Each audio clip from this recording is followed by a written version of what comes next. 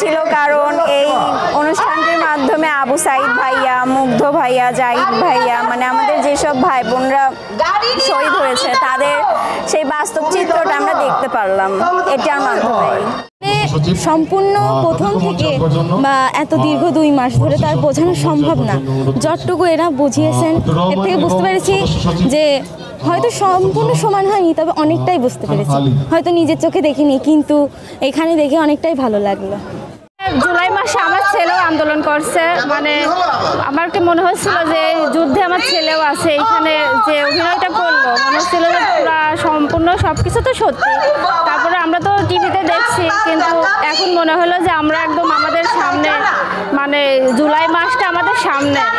আর আমার ছেলে একজন সমন্বয়কর, ও আন্দোলন করছে, ওর জন্য অনেক কান্না করছি। আর আজকে মনে হলো যে সব কিছু আমার সামনে, আমার ছেলেও এখানে আছে।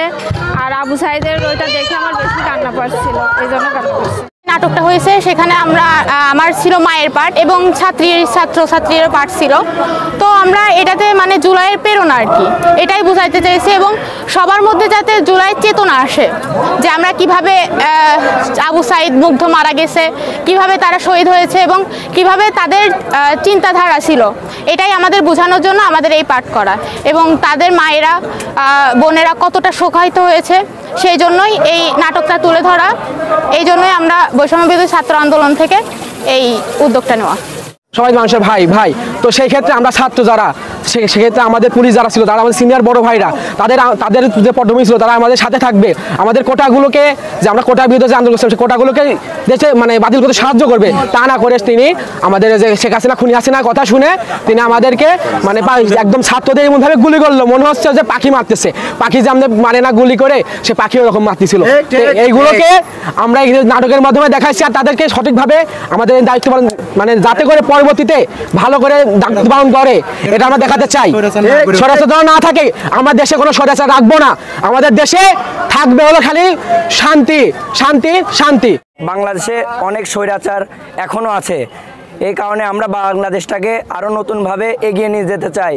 এই কারণে আমরা সবাইকে সচেতনমূলক করতে চাই যে সবাই এগিয়ে আসুন ছাত্রদের মাঝখানে। এই কারণে সবাই যাতে ছাত্রদের সাথেই থাকে, কেউ যাতে ছাত্রদের দিকে না করলে সব আশাই পূরণ হবে।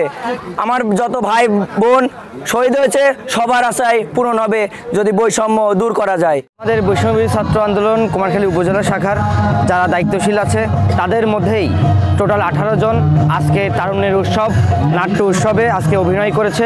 এবং বর্তমান সারা বাংলাদেশে যেই গণ অভ্যুত্থান হয়েছিল, যেই গণ অভ্যুত্থান বৈষম্যবিরোধী ছাত্র আন্দোলনের নেতৃত্বে আমরা গণ অভ্যুত্থান ঘটিয়েছি, এখন পর্যন্ত আমাদের মনে হয় আমরা ব্যর্থ হয়ে চলেছি। কারণ আমাদের এই আন্দোলনে যে সকল শহীদ ভাই, যে সকল শহীদ বোন আহত নিহত হয়েছে, তাদের আমরা বিচার এখনও নিশ্চিত করতে পারিনি।